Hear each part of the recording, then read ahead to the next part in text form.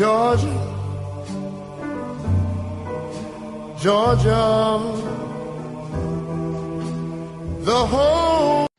Ladies and gentlemen, welcome to another special edition of Herschel Talkers National Title Championship Edition. National Title. How does that sound for being a Georgia fan?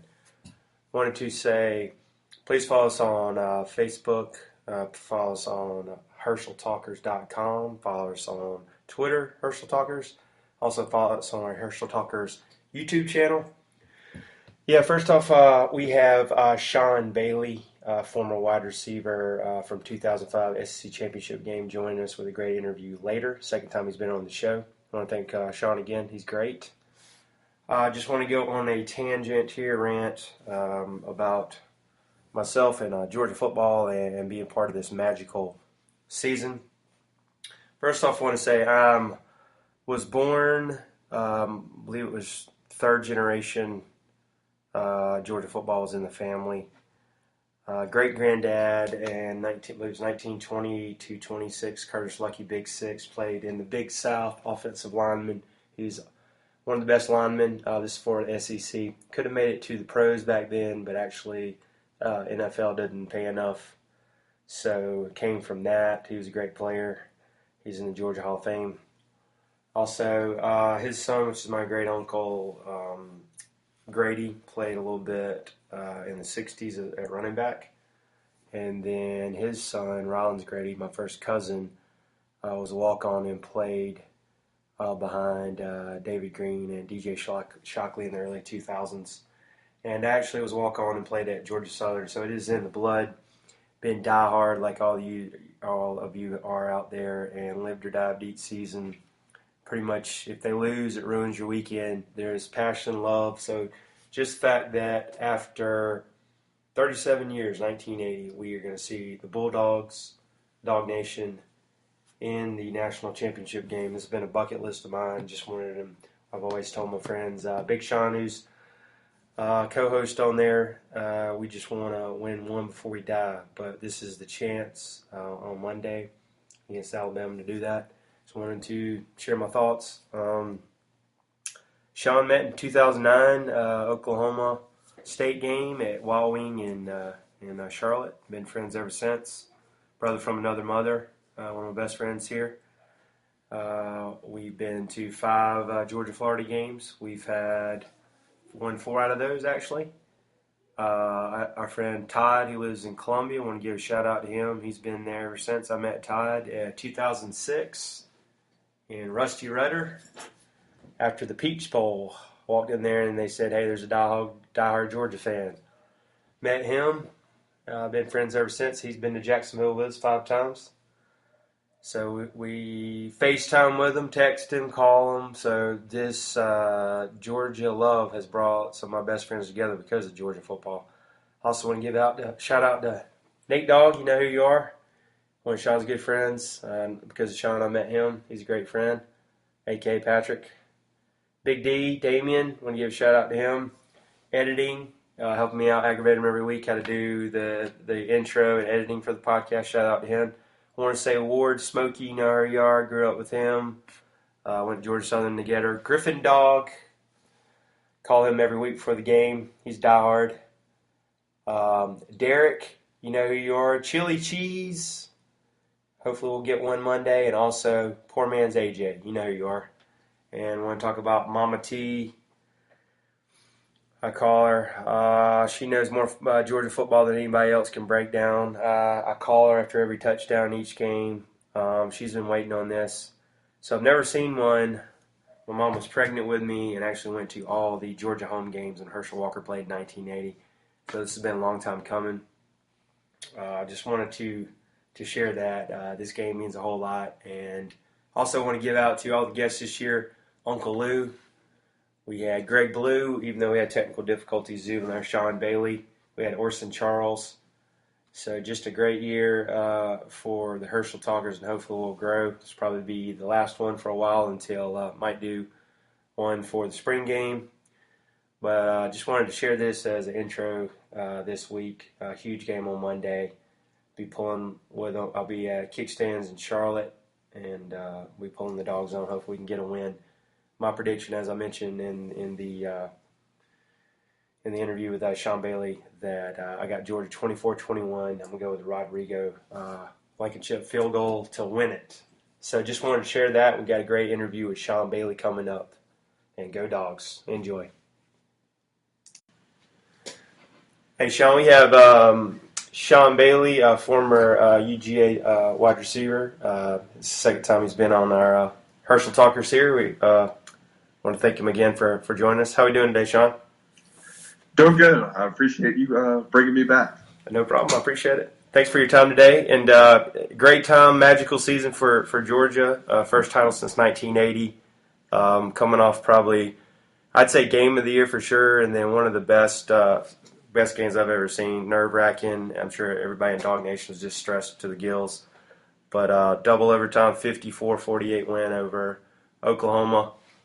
First off, where'd you watch it at, Sean? And I want to get your thoughts on it and where you were watching the game and just, I guess, your reaction. Yeah, no. Me and the family, we went out to Disney right after Christmas, so we just got back in town. Okay. The day of the game, and so I was back home watching it with my 7-year-old son, who is a fanatic. He knows more about Georgia football, the players, and all that than myself. So like you said, just it was a roller coaster, just any and every emotion you can think of. We hit them twice throughout the game. It was electrifying. Like you said, it was the best game I've seen that I can even recall. I can't think of a better game that I've seen or been a part of. It was awesome to end it the way it ended. This is a special team for sure. Oh yeah, some of the things that came out of it: first overtime in 104 years, which is impressive. To me, Jake Fromm having a true freshman, and you're pretty much going into an overtime game in the Rose Bowl had to be nerve-wracking. That's what impressed me more than anything. Is a lot of people can't ever say that true freshman led you to a Rose Bowl victory and headed to the playoffs for the first time for Georgia since 1980. So you're going to get your thoughts on it. And what do you think? Maybe just coming from you being a former player, what do you think the defense did in the second half? I think they've had a great article on Dog Nation today about what they actually switched up. What do you think the defense did and kind of turned it around, because they were getting gashed and pretty much just blown off the ball in the first half? What do you think the defense did to make adjustments? Yeah, no, I think that's a lot of Kirby and Mel. You got to give a lot of credit to them of making those second half adjustments, because it almost seemed like it was two different teams, two different defensive teams from the first half to the second half. I don't know what it was, if it was just kind of settling in or what, but it seemed like they lit their hair on fire that second half and got a lot more aggressive in blitzing and controlling Baker to a certain extent. I mean, he's a Heisman winner for a reason, so you knew all along he was going to get his, but you had to contain him, and I think they did an excellent job of that in the second half. Yeah, without a doubt. To me, the most pivotal part of the game, which everybody's been talking about, is the squib kick, and how Tay Crowder, he's a back. He came in as a running back, but he's a backup linebacker. Made that just a great reaction and caught the ball. And then from what I've been hearing, that Jim Chaney, offensive coordinator, is actually coming down from the booth, and that I guess it was tight end coach Sean Beamer, Kirby Smart, and I think is it Lilly or one of those guys actually called that out pattern, which I thought was just like even more impressive, that that your OC didn't even really know what was going on, and they set up a kick, 55-yard kick, which was I think it's 54-55 Rose Bowl record by Rodrigo Blankenship, a.k.a. Wild Thing. I just thought that was impressive, and put them within 2 scores going into the locker room, and you could kind of see the momentum shifted a little bit. Yeah, I actually read something today that on the sideline they were saying that if when they lined up to kick it, if Oklahoma would have put a guy deep, they would have decided not to kick it. I don't know if you remember a couple years ago when Alabama was playing Auburn, and they tried that long field goal. And, Kick six, yeah. Yeah, the guy ran it back or whatever. So Kirby was weary of that, and had Oklahoma dropped a guy deep, they wouldn't have kicked it. So that was just sometimes when destiny is destiny, things just come the right way, because who knows, if we don't kick that, we don't get that 3 points, that little bit of momentum going into halftime. Are we able to have that spark in the second half to mount that comeback? So, those things happen timely for us. Great. Everything was going wrong in that first half, and just to end on a little bit of a positive momentum, something to hold your head up going into that locker room, give you a glimmer of hope to come back out, I think was huge. Definitely. Yeah, I want to get your thoughts just for you being a former player, and then this year we finally won the SEC after 12 years. Going to get your thoughts on how what was the feeling in the locker room of winning it in 2005, and just maybe the reaction from being actually on the field and in the environment compared to this year, for Georgia, which it was a great year. No, without a doubt. It's huge. We haven't been as fortunate as programs like Alabama to win, every other year or every year or whatever. So, back when I won, we had won previously in 2002, so it had been 3 years, but it still was a sense like, hey, this doesn't come every year. Exactly. The time before that was 20 years before that in 1982. So it was something that you really soaked up and something that you were proud of. And I would have never guessed in 2005 that it would have taken another 12 years to get it. So for these guys to get it in 2017, there's a lot of fans, a lot of former players that they're playing for as well. Bulldog Nation is a very prideful nation, and we stick together through everything. So it's just a long time coming, and it's extremely encouraging to see the recruiting classes that we have, the continuity that we're having, and what we're building towards the future, where hopefully this is something that happens every other year, every 2 years, back to backs, year to year, starting to build that real good legacy. Yeah, without doubt. Just the on-pouring pictures and videos, if you can just read for days in YouTube videos, and just the reaction from Bulldog Nation just shows how thirsty we've been and just ready and just waiting, year after year for something like this to happen. I think it couldn't happen to a better fan base. We just felt like we've waited. It's been bittersweet. And speaking of former players, I was at local Georgia alumni bar. They meet here in Charlotte. We were watching the game. Great turnout, probably a couple hundred people. Everybody's into it. It's crazy. Well, I didn't know who it was. They started taking pictures, but former running back Tim Worley actually showed up, and ironically sat at my table with his wife. Really, really nice people, and we were able to talk to him for pretty much the whole game. And he was even saying at halftime, he's like, "Hey guys, we don't need to give up. I think we can turn it around." But definitely, and then reading in his past, he kind of had some struggles being in the league and the Pittsburgh Steelers, and he's turned around. He's doing consulting company. I think he's doing inspirational speaking and public speaking, and he found Christ and everything, which is great. But just DDG to him, the damn good dog that hung out, and he wasn't real arrogant or anything. Just a great person. So I just wanted to give a shout out to Tim Worley. He was a great person. Showed up. He's actually living in Huntersville now. He relocated recently with his family. So I just thought of all the places he showed up that he took pictures of everybody. Just a real good guy. I don't know if you ever got to meet him. It was just ironic he showed up. I didn't plan on it. That's cool. That's you'll hear stuff like that all the time about Georgia players. It's just something about us. Everybody's real humble, real approachable. Just that common blood. So anyone that wears red and black is family for sure. And then just looking at some of the highlights from the game, so what'd you think about, in your opinion of, the whole Baker Mayfield, him come to the game? I know he's Heisman Trophy winner, him being, almost like a Johnny Manziel Jr., all this type thing. And then the best thing I've heard is the Dab and Bellamy, humble yourself. What was your thoughts on that and the whole, story with that, you think? Yeah, I like his flair. I like his swag. Yeah. He's one of those type of guys where if he's on your team, you love him, and if he's not, you hate him. And I can respect that.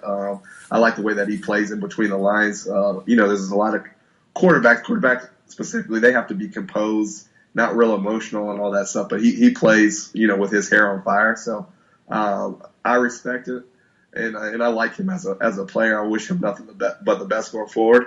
And I also think that he gave us a good look, a good preparation for what we're about to get in Jalen Hurd. Jalen is a dual threat quarterback as well. So I think us being able to pass that test, get that win is going to help us more for Alabama on Monday. Yeah, exactly. I mean, he can't give it to him. He is a great player, and then him. I think he has a chip on his shoulder, being 2-time walk-on and everything. But I guess some of the stuff leading up to it, I think he had that whole thing where he had pretenders flag, and then he went over there and the wide receivers, like I guess when they were practicing huddle, and was kind of taunting them a little bit, and then the throat slash, which all kind of built up. But I don't know, I kind of just like the way Davin Bellamy said, "Humble yourself," or "God will," or something like that. I just thought that was kind of a classic line. He did it in a classy way, so I liked it. But it was just funny to read about it. And then for sure. Go ahead. Now, when you come up on top, you're able to say comments like that. You're able to do that, and it wasn't in a trashy way. It wasn't in an arrogant way either. Right. So like I said, I respect Baker, but Okay. but UGA came on top, so that could say what he wanted to say at that point. And what else was a great ending was the fact earlier in the game that Sonny Michel had the bad fumble and it was returned. I know I kind of even thought for a minute, I was like, man, it's just being part of being a Georgia fan. We're going to lose it this way. I kind of had that feeling, and then we turned it around. But for him to take it to the house and get that third touchdown of the game, I thought it was just bittersweet, and that was just a great way to end it up, because I'd hate for him to have a senior season end like that in the playoff game with a bad fumble. So I just thought that was great. Without a doubt, you got to give him a whole bunch of credit for that, and more so than him, because he has confidence. He has a short-term memory. You got to give a lot of credit to Coach Del McGee, the running back coach, and Coach Cheney for sticking with him and believing in him and allowing him to have that opportunity to redeem himself. So kudos to those guys, because I think I heard. That was his first fumble loss since his freshman year, so really? That was something that's not characteristic of him, and he bounced back, from it, and now he's gonna have a super memory that's gonna stay with him forever. Yeah, exactly. Just having Chubb and Michelle's camaraderie and hanging together, almost like brothers, has just been something they can talk about. The grandkids and everything, and just coming back that senior year, along with Davin Bellamy and Lorenzo Carter, just made it even sweeter that they were able to do this. I just want to transition and get your thoughts on. So we got to play Alabama coming up. It's going to be a tough task. I saw the shifted in the Vegas line has shifted. I think it started out 5.5 when it was announced, but I think it's down to 3.5 on ESPN. So it's going to be a tall task, and it's going to be everybody's, of course, talking about Nick Saban has never lost to one of his assistant coaches, 11-0. I'm sure that's going to be talked about a million times. But going to get your thoughts on what Georgia needs to do and a prediction and maybe the game plan. In my opinion, I don't think we're not going to be able to run it at them like we can, against a lot of the other teams in Oklahoma. I think it's going to be one of those, try to get 3 or 4 at a time.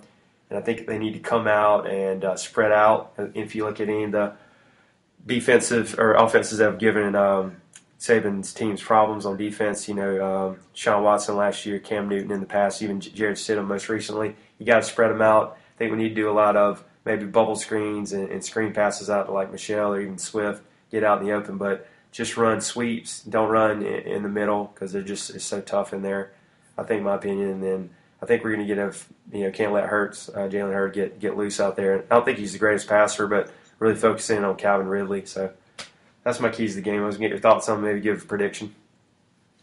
Yeah, no, for sure. I think you hit the nail on the head.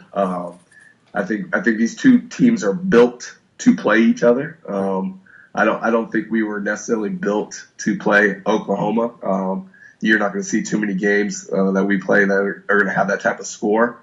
But the way that our teams are built right now, they're built for SEC teams. So I'm going to predict a lower score, like a 24-21 type score. It's going to be one of those games where punting on offense is not a bad play, getting field position.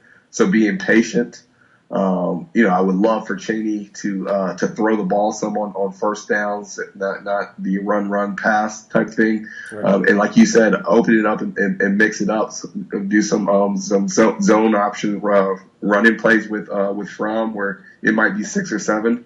Then you can get your run pass options off of that, and just be patient. I think it's going to be patient. I think it's going to be who can be patient the longest and who can grab and hold on to the momentum is going to be the key in this game.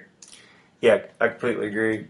And then looking at Kirby versus Saban, they're going to talk about student versus teacher, that type of thing, mirror images of each other. Do you think it's one of those where Kirby knows his defense so good, being there 9 years, that that'll be a benefit? Maybe he can get with Cheney and talk about the weaknesses of what he sees of his own defense and Saban's. Do you think it's one of those? It'll help him out. And then the coaches basically all coached together. Mel Tucker coming over, and Kevin Sherrar. You think that's going to really help Georgia in a positive way? Or? I think it's going to balance out. There may be things that Kirby knows personnel wise that can help us out, but you got to look. Pruitt was here when Kirby was at Alabama, so personnel wise, he knows stuff about our defense, and the defense being run are the same schemes on both sides. So Nick could sit with his OC and go over everything. So it's going to be a battle. It's going to be who wins in the trenches. Who's the most patient and who grabs the momentum. I think all the other factors about Nick Saban and Kirby, mentor and protege, I don't think any of that stuff's going to really play a big factor in the game. Right. And then I guess also a lot of people worrying this week, what I've been reading with all the analysts and everything about Georgia, coming back on. I guess they come back from California, Pasadena on the late flight, and how many days are they actually going to get to prepare? And the fact that it's in Atlanta, I think, is going to help us. I know it's probably drive there within 60 minutes or an hour. So do you think that's going to be the whole do they actually? And then you might know this, having a championship SEC week. How much actual planning are they going to get this week? I know they got to do media and everything. Do you think that's going to affect Georgia? That getting back late, and then of course the whole emotional dump after the big win. Do you think that's going to hurt them? Yeah, I think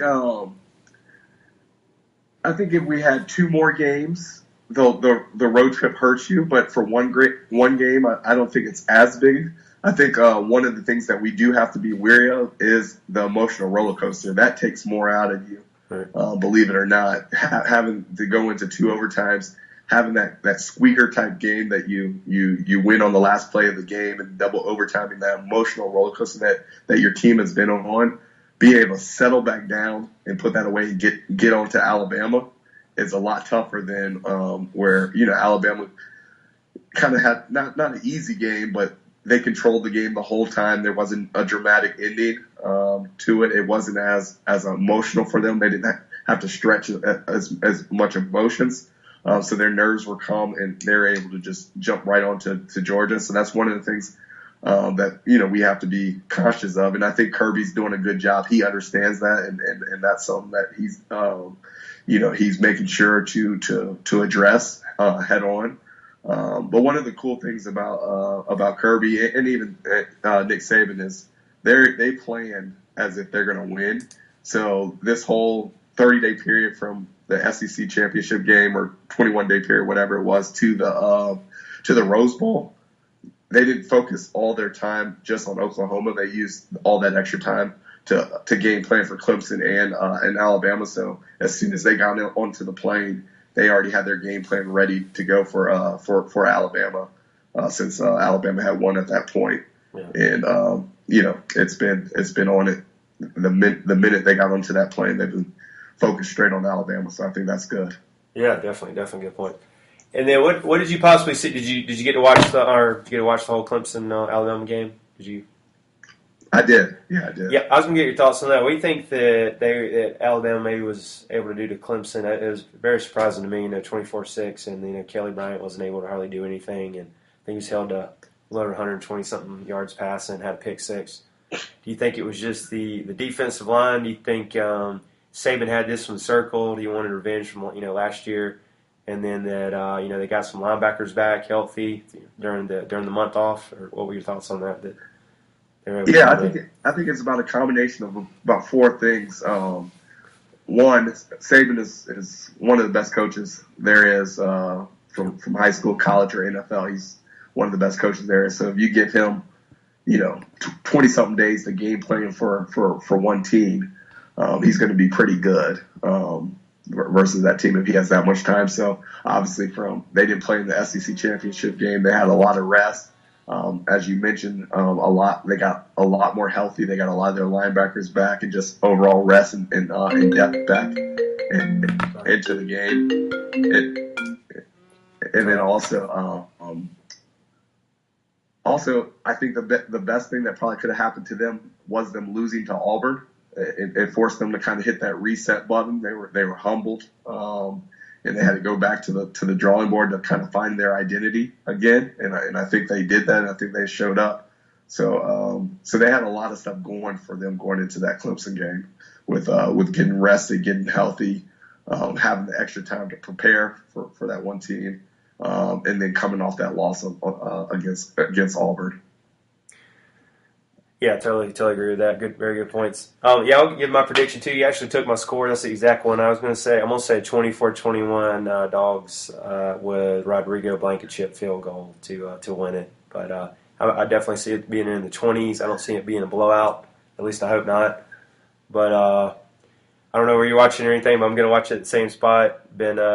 Been undefeated there this year, so it's a new spot where all the Georgia alumni meet. So I'm going to watch it there. What's your plan for the game? Watching it?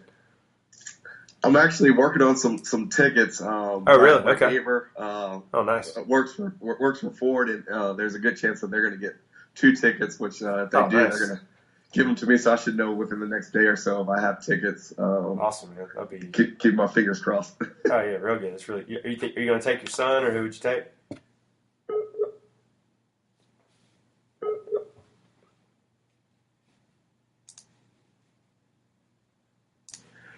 Yeah, I was just asking if you get those tickets, you think you might take your son with you, or is that your plan? Or Yeah, that would be it. Me and my oldest, my 7-year-old.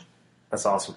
That'd be a great experience. Definitely one to remember. That's awesome. Hope you're able to go. Wish I could go. There's I heard 2,000, 2,500. I think there's something on StubHub today, 1,271 for 2,000, but I don't even know if those are up in the nosebleeds. But and then I also heard today, not talk politics, Donald Trump's going to be there, so I'm sure that's going to be crazy. So everybody was saying, if you get there early, if you're going to go, so just oh yeah, I'm sure it'll be crazy. For sure. Yeah, I wanted to talk lastly a little bit about recruiting. We were going to mention that last week on the podcast. We had a little difficulty, but so Georgia's just really killing it in recruiting. Number 1 recruiting class for 2018, 6 5-stars. So we can get your thoughts on that, and maybe if you're following recruiting, which 5-star key position do you think will make the most impact, or you think was the best get or the best need for this class? Yeah, no, I'm not extremely fanatic when it comes to recruiting, but I do keep up with it a little bit. Right. And I do know that 6 5-stars in one recruiting class is crazy, unheard of. I know we're used to maybe 1 or 2. You're happy if you get 2 5-stars in the class, so to get 6 is crazy. I read an article the other day about just the support staff and just actually have guys that are just full time. All their job is to find out, where the recruits are in different bowls games, what this is, et cetera, et cetera. They even have people that lick envelopes. So when a coach comes in from practice, he might have a note on his desk that says, hey, this recruit is playing in this bowl game. Recruit played this bowl game. He had 2 touchdowns and 100 yards receiving, so he can personalize a letter. And then the people come back and lick the envelopes and put it in the mail, that type thing, which is crazy and unheard of. Completely different than when I was there 10 years ago. But I think that just speaks volumes to Kirby and just his creativity, his ability to connect with the younger generation, and momentum when you're recruiting well, when you're playing well, when your players are are the place that they're at, it's a lot of momentum. Seems like it's going to be harder to stop Georgia for the years to come. Yeah, I completely agree. Talking about got a list of them here. So Justin Fields, quarterback, 5-star, number one dual threat quarterback. Zamir White, actually probably about an hour and a half from here in Scotland County, North Carolina. Zamir White, 5-star. Jamari Salyer, offensive guard, 6'4", 342. Heard he's just a monster. He's going to open up holes. One of the biggest surprises I thought at the very end they got, which is great, was getting Cade Mays out of Knoxville, Tennessee, right out of Tennessee's backyard, which was impressive. 6'6", 318. And then Adam Anderson, 6'4", outside linebacker. He looks like a beast on film. And then Brenton Cox, who was a Ohio State commit earlier in the year, so it was great to get him. To me, Salyer was the biggest get, just because, as you know, just getting those big, as they call them here in North Carolina, hog mollies on the line is just going to open up holes. And you know, if you got everything in the trenches, as we see with Alabama and some of the other teams, Right. you can win anywhere. But just overall, great recruiting class. I know you get to work with. I'm gonna promote this for you later. I know you have another side business that you do. Have you seen any of the recruits with the wideouts that Georgia's recruited that stand out, or maybe any up and comers?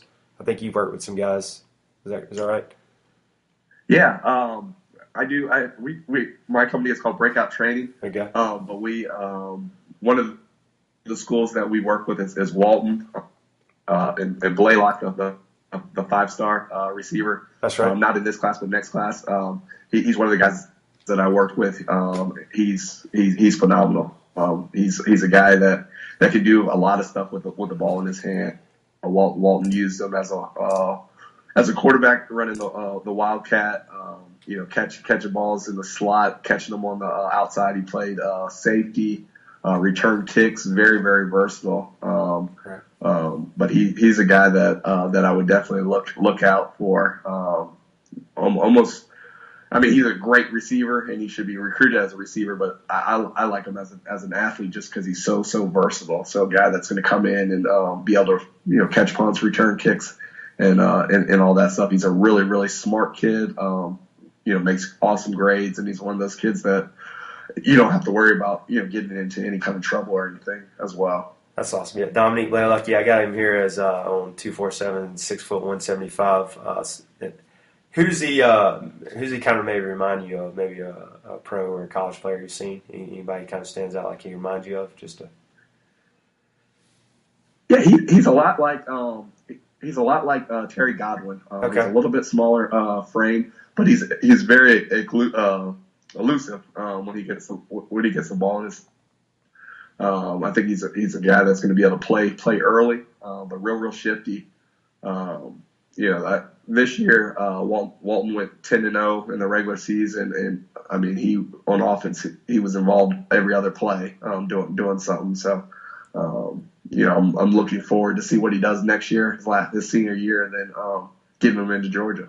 Yeah, definitely excited about it, man. Having 2 5-stars for 2019, this is great. The other one is Jaden and Hazelwood. I've been hearing, he's going to be really great, 6'2", 180. Been maybe saying, hate to even mention as good as AJ Green. I know that's not a name just to throw around, but have you heard anything about him or seen him up close? I think he's Cedar Grove.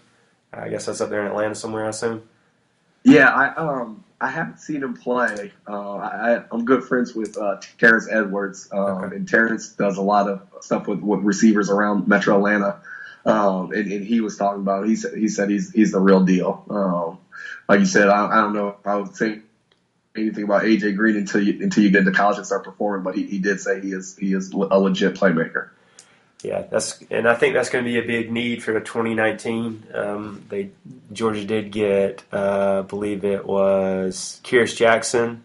He's coming from Peach County. I don't know if you know anything about him. He's a 4-star, 5'11", 203. So that was a wide receiver. And I think we had another Elijah Wood, but he flipped to Ole Miss. So maybe that'll be a big need for 2019. But that'll be great having 2 5-stars already committed for the Dogs. So yeah, it's just exceptional the way they're doing and recruiting heading forward. And I mean, this might not be the last time we're in the playoffs in the next 2, 3, 4 years. So I think the future looks Right. bright for Georgia. For sure. I totally agree. Yeah, we'll throw out just another stat I had here for Bama. Alabama coming in, they're actually 6-0 since 2014 in Atlanta, the Georgia Dome and the new Mercedes-Benz. So I thought that was another interesting stat. And then Georgia, actually just won a couple weeks ago with Auburn. So we'll see. It should be a great game, and hope Georgia can come out on top. And just as we mentioned, hadn't been there since 1980, so I'm just really excited. And how can we? Just want to mention, how do you how can we follow you again on your business, and anything else? How do we follow you on the internet? I know I found you on Facebook, and my buddy Sean, who's the other part of the Herschel Talkers. Any promo or advertising we can do for you? You never know who might hear you. Yeah. No, I'm on Facebook, Sean Balin on Facebook, and then on my Facebook page, one of the pages I have is my breakout training page. Right. Breakout training. There's a Facebook page for that as well. Decently active on there, so if anyone get a hold of me, shoot me a message, and I keep stuff updated on that breakout training Facebook page. All right, I appreciate it. All right, Sean, well, I appreciate your time again. Sorry it's a little late, and got a huge one coming up. This will probably be one of the last ones for this year. We might do some recruiting, maybe talk for February, even though I think most of the class is already in there. They got 20 guys already signed a letter of intent. So thanks for everybody keeping up with Herschel Talkers for this year, and a big one, national title game on Monday against Alabama. So we'll see you. Go Dogs. Go Dogs.